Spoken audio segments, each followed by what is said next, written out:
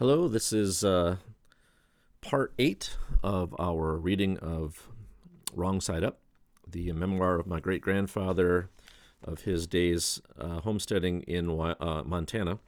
Um, I expect that we're going to get through the rest of the story today, although we probably won't have a lot of time to talk about some of the questions that it brings to mind, and there will be a number of them.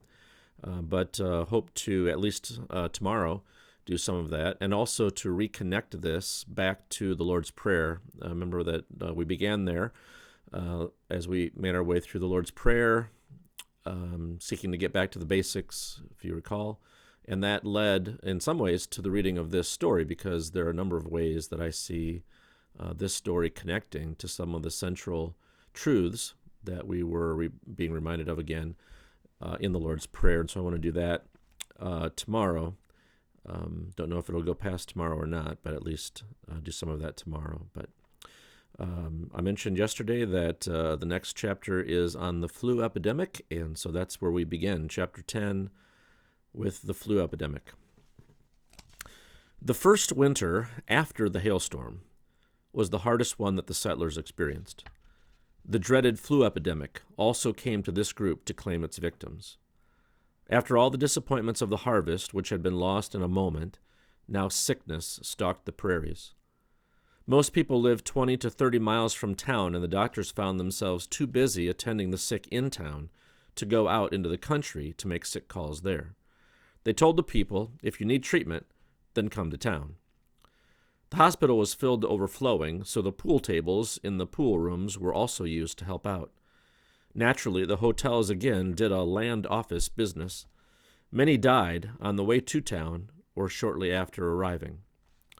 The poor homesteader, living way off by himself, suffered the most. Some died in their shacks and were not found for weeks. When the neighbors, getting well, noticed that there was no smoke coming out of the stovepipe sticking out of the roof, they came to investigate.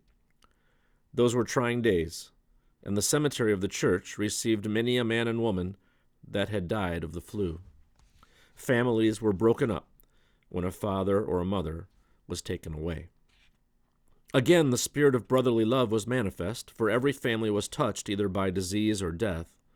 One man in the country was kept busy making coffins, which were made of plain pine boards and then painted black. One helped another, and one old veterinarian took the place of an MD in many cases.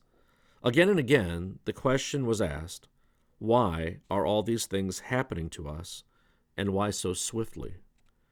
Again, as in the drought of the earlier years, the heavens seemed made of brass, and no direct answers came.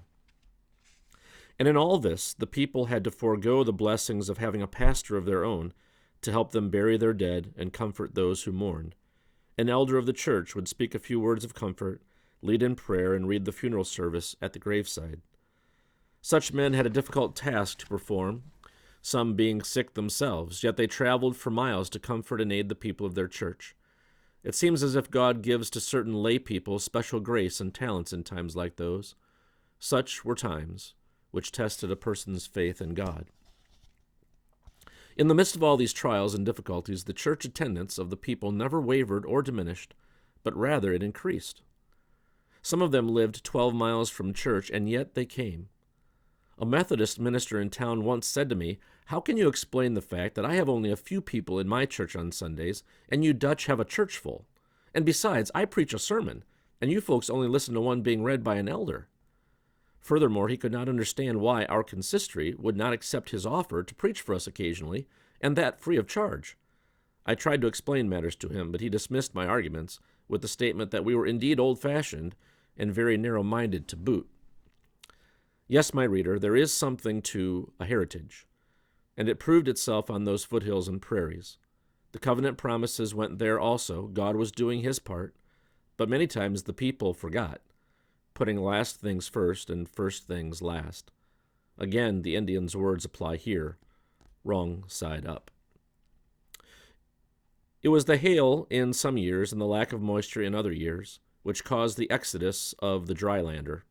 For miles you could find nothing but abandoned farmhouses, from the log cabin to the rambling farmhouse style of home.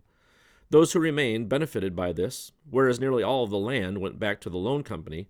Fences, buildings, and everything portable was moved to the place of those who remained. They also used the abandoned farms as pastures, and livestock growing was on the increase. But the rich buffalo grass and bunch grass were gone. "Wrong side up," said the Indian, and the other side was now beginning to blow away or raise only tumbleweeds. These weeds would grow so rank that they looked like cattle racing over the field ahead of the winds that can really blow on these prairies. They would pile up in coulees to enormous heights and also drift against fences until the combined weight would blow the fence down, even breaking off fence posts.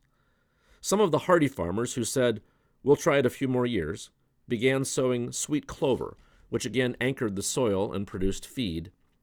By now, about half of the original group had moved farther west or had gone back to the Midwestern states, and things had picked up somewhat for those who remained. Livestock, cream, and eggs were more thought of than wheat as a medium of exchange. So much had changed in just a few short years. Chapter 11, Man Plans, but God Disposes. These words surely apply to this settlement, for when things began to look brighter for those people who had remained, at once plans again took shape for the future. They again began to plan to have a pastor of their own, and this time they were in earnest. The consistory appointed committees to look into plans for a house to be built close to the church to serve as a parsonage. If they could only have a shepherd to lead them from Sabbath to Sabbath, that would be an achievement. So the committees worked with hope and gathered material to present to the congregation. Much information was gathered, and the day arrived that the meeting was to be held. Everything had been quite peaceful and harmonious in the settlement until now. But when the discussion of the plans came on the floor of the meeting, the differences of opinion were many. It seemed as though Satan said, "This is far enough with these plans." And from here on, the people, who remained, split into two factions. The harmony was gone, harsh words were spoken, and the peace of the congregation was broken as never before. Factions tried to force their will on the other half and vice versa. The team was not pulling together any more. The main goal had been lost sight of, and each had his own private goals for which he fought. Prayers could not be answered by God when conditions prevailed as they did in this church. The same man who had worked so earnestly for the welfare of God's kingdom at this place now seemed to have lost sight of this objective altogether. Meetings were held, committees were appointed, and settlement was gained and then again broken. Alas, it seemed to go from bad to worse. What was wrong here? After all those years of working together, sharing hardship on hardship, to now see the ship go off on the rocks. Many were the prayers offered, and sighing and heartaches abounded. But God did not answer those prayers. Harmony must again prevail. Many questions have arisen from this sad history of affairs in the settlement. What was God's plan?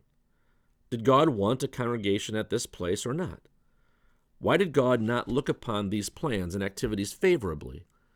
People, surely this was not God's fault, as it has been ever thus when men forget that God must have the glory in all ways of life, and when men seek their own glory, things go badly and do not work out according to plan. This state of affairs spelled doom for this church, as many people became discouraged and moved away. So slowly but surely the congregation dwindled to a half-dozen families and was finally disbanded by the classis. When once there had been hope of a flourishing congregation, there were now only a few sadly disappointed families. Patient reader, you yourself will have to answer a lot of questions that come to your mind or seek it elsewhere. The only answer that we can see is that right from the beginning of the life of the congregation, too much emphasis had been placed on material things. Not enough emphasis had been placed on the spiritual side. Oh yes, they were God-fearing people, but God's people often err and make sad mistakes. We think of Jacob's prayer, "If thou dost bless me, then thou shalt be my God." This is putting it the wrong way. God says, "Seek ye first the kingdom of God and its righteousness, and all these other things shall be added unto thee." There are many people still living today who lived through this experience, or other experiences similar to this one, who will not agree with the conclusions of the writer. Others may agree and say, yes, that has also been my experience. It is the earnest desire of the writer that these things recorded here may bring us closer to God. that we may in all things first seek God's glory. In all walks of life may we ask, Lord, what would thou have us to do? We believe that if this had always been truly in the foreground, this congregation and others like it might have prospered and flourished to God's honor and glory in the community in which it was placed. What a strange feeling that must have been for those few who remained in the community to see their church building sold and to watch the wrecking crew take the tower off and then slowly tear down the building. This church building for which so much had been sacrificed being torn down. This house of worship sold to the highest bidder, and then the lumber sold to build houses and barns. Every time a board was ripped off the roof, there was a tug at the heartstrings. Every time a beam fell to the ground, the shock went clear through their being. No more songs shall be sung here to glorify God. No more would the Lord's Supper be celebrated here. No more sermons would be preached, and no more children would be baptized, and no more confessions of faith would be heard. Alas, the coyotes would once more sit and howl on that spot as they had done years ago. Before these people had come and built their large church building here, if a coyote could talk, surely he would say, "Back to nature, man made a mistake. He stuck out his neck too far this time." Had the Indian been right when he shook his head and said wrong side up? Or was it purely a case of trying to farm a country that was not suited for it? Or was it due to the attitude of the settlers themselves? What was the principal motive of these people whom had trekked all the way to the west? I think that we must find the answer in that last point, as it was explained by one man who had asked the question, is the Christ here for us, or are we here for the Christ?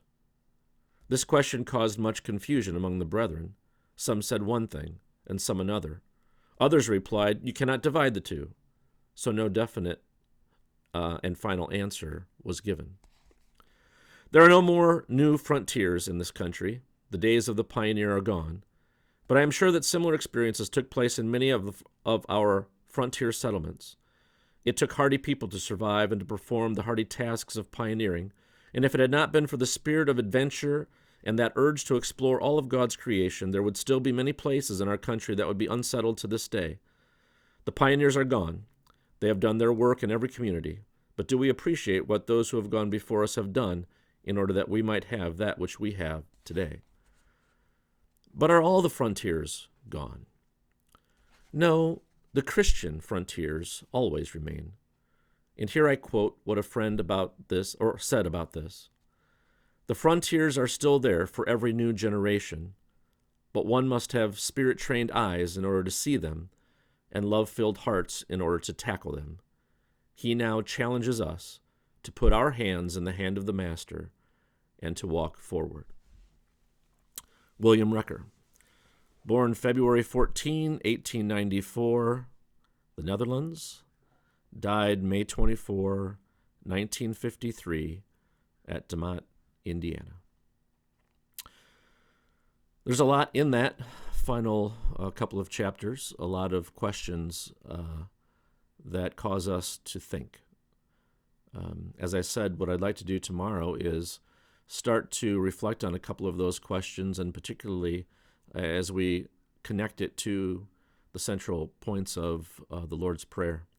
Perhaps some of you who were at the sabbatical concert will understand a little bit more now the meaning behind the song Pioneers, and that connection between, or that comparison between the life of pioneers, as it's been expressed here, and the life of Christian pioneers, or being sent out by God to nurture and farm the land, to take control of things that are wild and bring about His kingdom.